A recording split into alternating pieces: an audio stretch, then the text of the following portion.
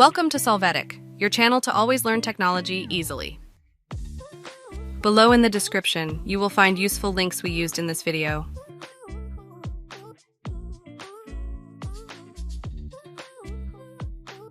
Today in Solvetic, we will see how to set Chrome as default browser 2025.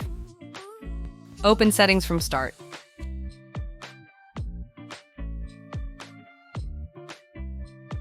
Then in the Apps section, open Default Apps.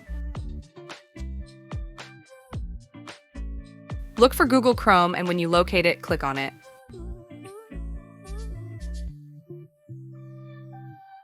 Now click on the button Set Default. In case some files do not take Chrome as their browser, you must click on this type of file and in the pop-up window select Google Chrome. Click on Set Default.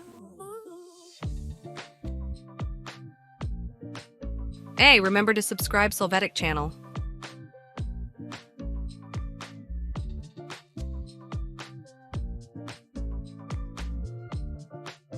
We hope it has been helpful for you.